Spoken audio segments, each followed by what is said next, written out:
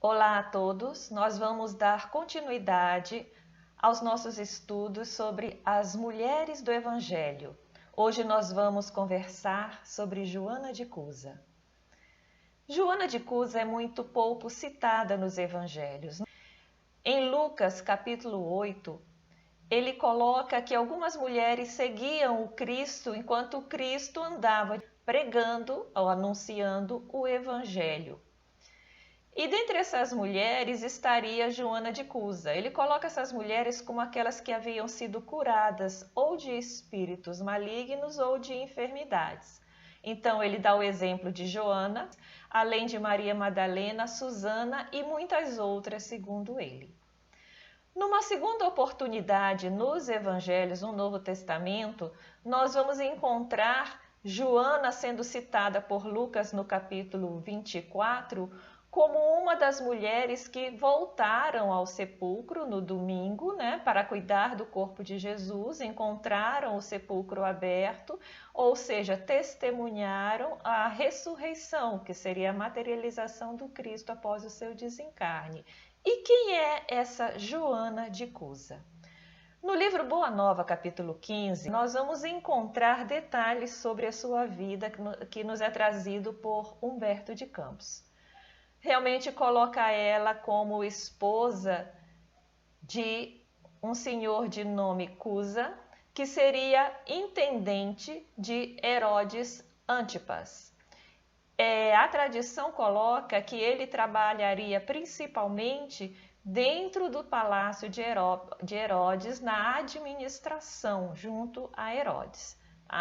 Joana, ela é colocada como uma pessoa de nobre caráter, de rara dedicação, como judia, eles eram um casal de judeus, altamente colocado socialmente. Então ela era uma mulher da alta sociedade hebraica da época, e vivia naquela região de Cafarnaum, que ficava lá na Galileia, na mesma região, onde fica Nazaré, onde Cristo foi criado e onde ele pregava comumente. O que justifica, o que facilita a ela seguir realmente Jesus nas suas falas. Mas ela tinha um problema. Ela tinha o que Humberto cita como amarguras domésticas, porque o marido dela, o companheiro de lutas dela, não aceitava os ensinamentos desse Jesus. E isso era motivo de mágoa para ela, porque ela aceitava a verdadeira fé e queria de qualquer jeito que o marido concordasse com ela. Chegou um momento em que ela aproveitou o momento em que Jesus estava na casa de Simão Pedro e pediu para conversar com ele. Jesus a recebeu e aí se desenvolveu um diálogo. Esse diálogo nós vamos dividir em 3 partes.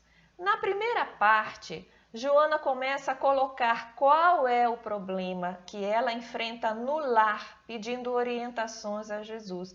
Coloca que o esposo era um alto funcionário de Herodes, e que ele, para que se desse bem nas várias situações, se dividia tanto entre a religião judaica como entre os deuses romanos, dependendo do que fosse, do momento em que fosse. Assim garantindo que ele circularia com mais aceitação nesses 2 ambientes de poder. Isso fez com que ele vivesse com certa tranquilidade, conseguisse poder e até financeiramente tivesse um certo destaque. E ela coloca os desgostos que ela tem no lar, as amarguras e principalmente as divergências religiosas entre ela e o marido que não tolerava a doutrina de Jesus. Jesus escutou tudo que ela tinha para dizer. E quando ela se calou, ele começou a falar. Joana, existe apenas um Deus, que é o nosso Pai. E existe apenas uma fé nessa relação entre nós e o amor de Deus. Veja que Joana, quando falava, ela via várias religiões. E ela queria que o marido escolhesse uma, que ela entendia que eram os ensinamentos do Cristo. E Jesus já chega e diz, só existe um Deus. E é uma só fé. E ele não fala em religião, pelo contrário. Ele faz a seguinte consideração, que certas manifestações religiosas nesse mundo muitas vezes não passam apenas de vícios populares, de vícios que nós criamos, de hábitos, rituais exteriores criados pelos próprios homens.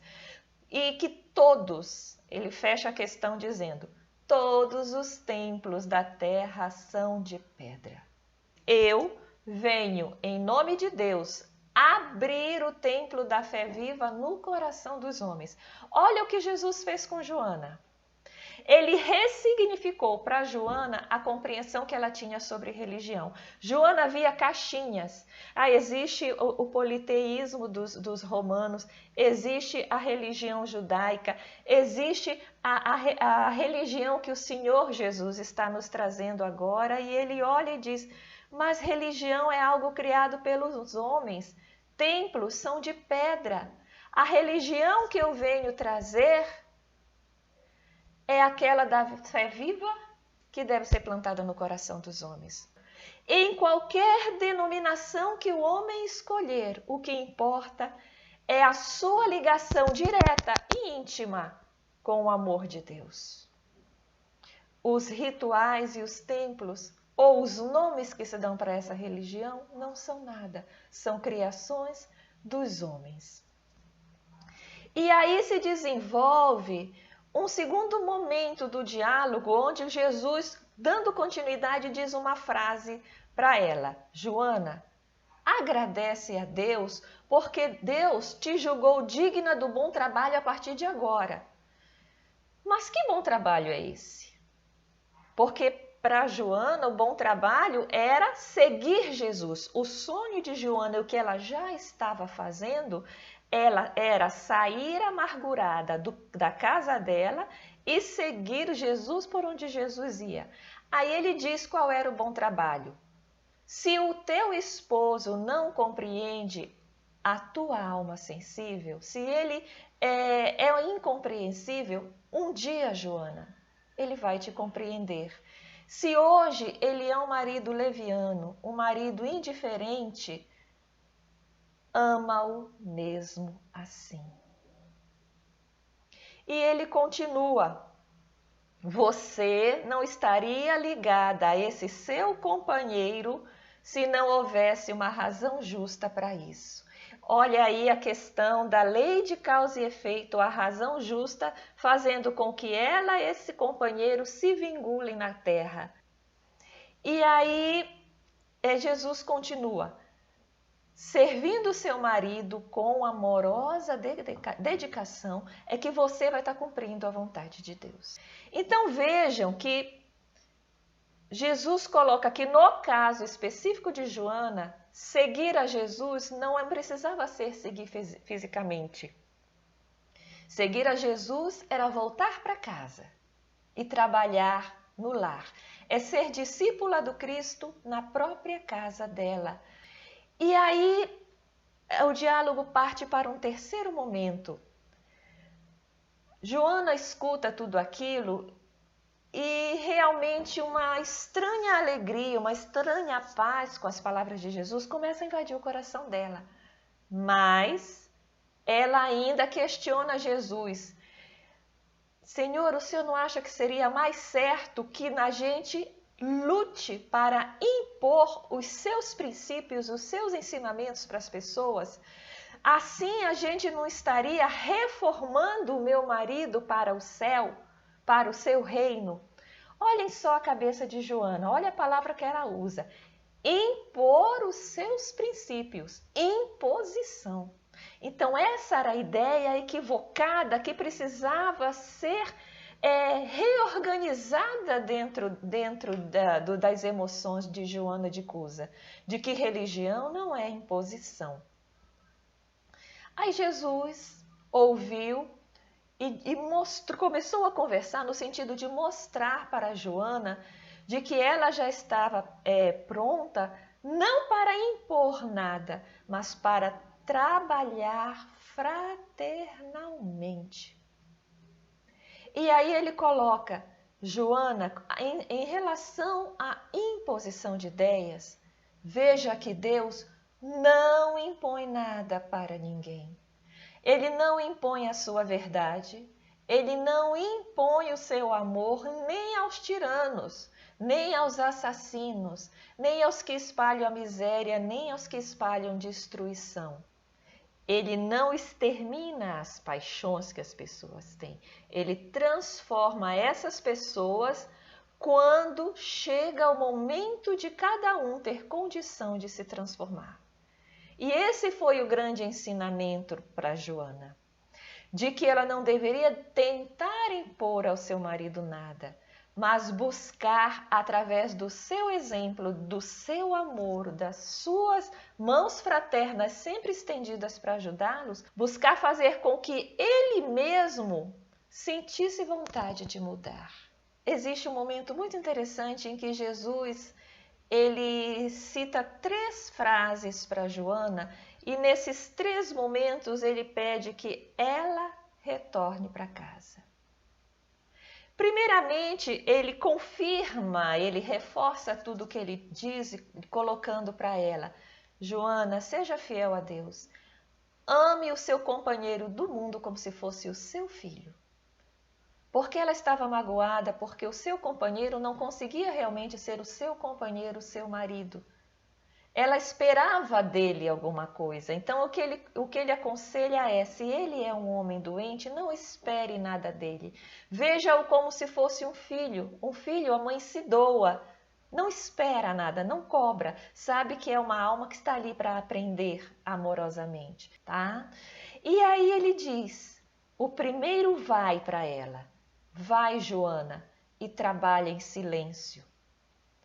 Depois, o segundo momento, vai, volta ao lar e ama o teu companheiro.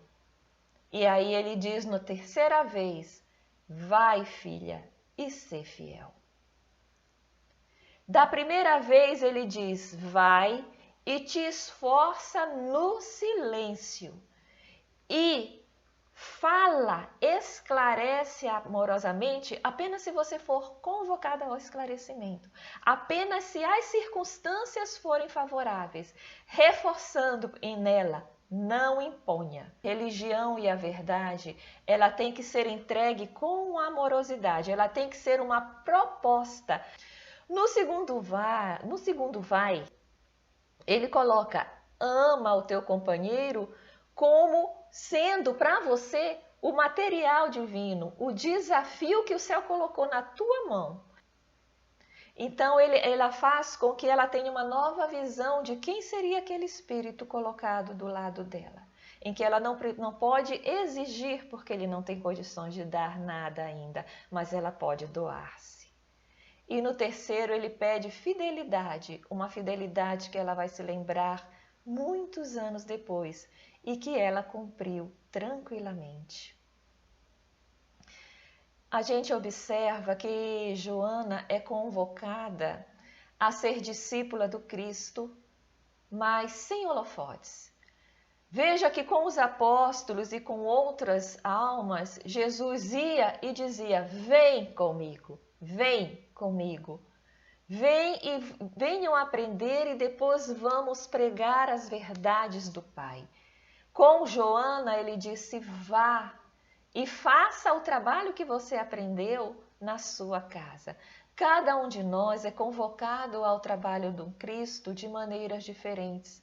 Mas muitas vezes a gente tem a ideia equivocada de que ser discípula do Cristo, ser serva do Cristo, trabalhar para o Cristo é apenas da porta de casa para fora. Não, eu tenho que ir no meu templo religioso, seja de qual religião for, todos os dias da semana, porque Jesus só me espera lá. Se sair do templo, parece que o trabalho para o Cristo acabou. Nós somos convocados a ser cristãos Sim, na nossa sociedade, na nossa comunidade, sim, no nosso trabalho, no trabalho remunerado, seja como professora, seja como o gari que limpa a rua, seja como o médico, seja como o balconista que atende, a maneira com que você trabalha, as palavras que você diz e que você ouve amorosamente, são colocar em prática os ensinamentos do Cristo. E sim, nós somos convidados a trabalhar como discípulos do Cristo dentro do nosso lar, que é o exemplo que a vida de Joana de Cusa nos dá. Terminado o diálogo, Joana passou a sentir uma alegria profunda. Ela compreendeu a proposta, começou a ressignificar dentro de si qual a verdadeira religião, que não são as caixinhas que nós criamos, mas um processo interior de ligação com o divino. Se resignou com os desafios que a vida trouxe, retornou ao lar e se colocou resignadamente pronta ao trabalho que Cristo a convidou naquele momento.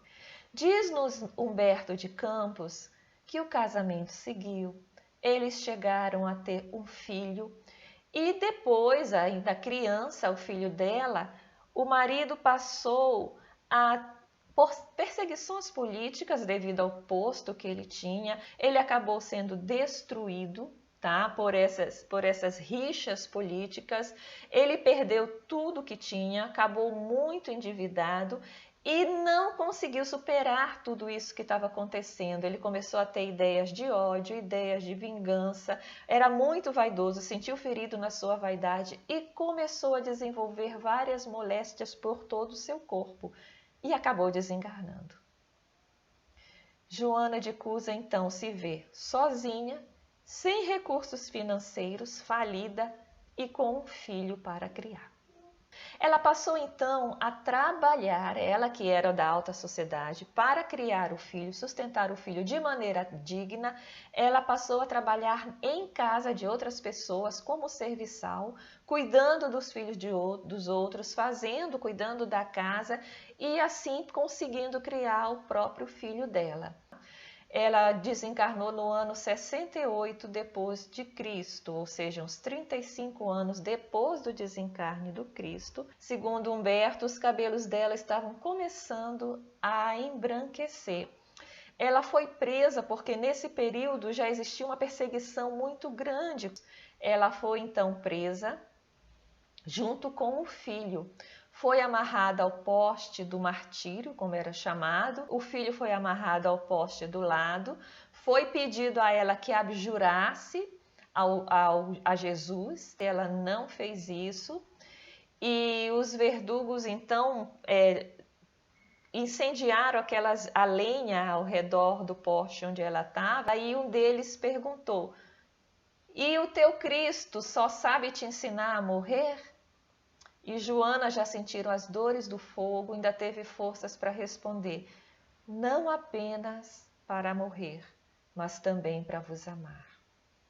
E conta-nos Humberto que ela sentiu então a mão consoladora de Jesus no ombro dela, tocando suavemente os ombros e dizendo: "Tem bom ânimo, Joana, eu estou aqui." E assim desencarna Joana de Cusa, hoje conhecida no meio espírita como Joana de Ângeles. Muito obrigado a todos e até a próxima.